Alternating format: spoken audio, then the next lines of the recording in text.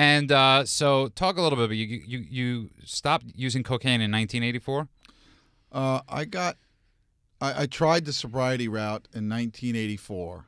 I mean, interestingly enough, I mean, I was a newspaper editor. I was a lot of different things in my life before I fell into acting.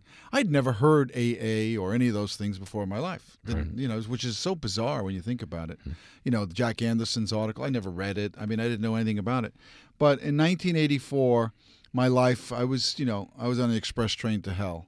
And I think I'd already blown through hell, and I was going beyond that. And so I went to meetings and stuff like that, 12-step meetings. And I came to the realization, okay, I have a problem with cocaine. I mean, I was doing $800 a day of it, so I would, any reasonable person would say, yeah, you got a problem. Except the person using $1,600. Or the person selling it. The person selling it to me. Yeah, right. The person using $1,600 a day, or the person selling it to me. No, you don't have a problem, Tony. Here, get some more. As long as you got $900 a day, you're fine. Yeah, right. And it wouldn't have mattered if it was, a government-sponsored store or just my dealer on the street. It was like, yeah, you don't have a problem. Here, just keep, But anyway, so I agreed to stop doing cocaine. And then 90 days later, I said, you know what, I'm okay with the alcohol, and I went back to drinking. And I realized today that the reason why I went back to drinking is I needed something to deal with, the self-created misery that I was experiencing. And alcohol numbed me at this point. It was interesting. I used to drink like quarts of it a day when I was doing, cocaine.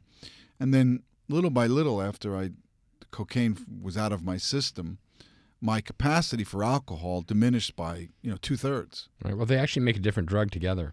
When you do cocaine and drink alcohol, it becomes cocoethanol, which is a different Are you kidding? drug. No, yeah. Oh, wow. It's metabolized different in your liver and has a completely different effect. I just learned something new too. Oh, wow, I didn't know that. Is that why you're? Let's talk about that quickly, because a lot of people out there that drink are using cocaine too.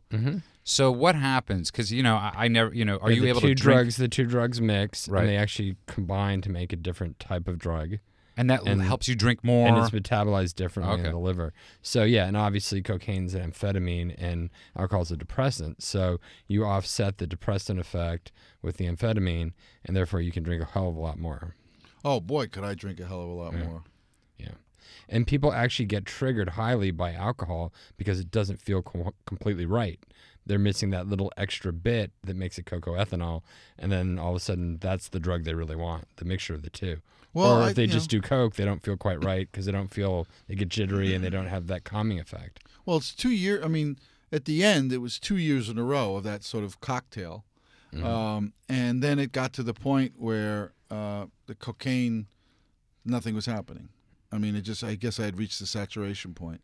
Right. And, I suppose the next step would have been heroin or something. I don't know. But I was always deathly afraid of needles. But I was getting to the point where I still wanted to get high. But my life was falling apart all around me. I mean, I hit that thing that they talk about, the pitiful and incomprehensible demoralization. But it was more of a financial pitiful and incomprehensible demoralization. It wasn't a complete, total capitulation to the fact that my life, powerless over alcohol, my life had become unmanageable. And so I went like the 90 days, and then I thought, okay, fine, I can do this no drug route.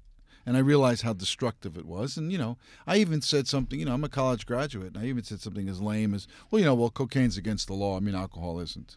Right. I never, only recently that I, 19 years ago when I got sober, that I started saying the word, illegal drug. Well, it's amazing to me. Like people talk about, they're anti-marijuana, that marijuana is a gateway drug. I'm like, hello, tobacco, alcohol, sugar. Right. It's called the Department of Alcohol. What is it? What does the ATF stand for? Department of Alcohol, Tobacco, and Firearms. Right. There's a reason why we have a department. Firearms with alcohol and tobacco. They could have a Department of Sugar and It's not like the Department of and salt. MAFT.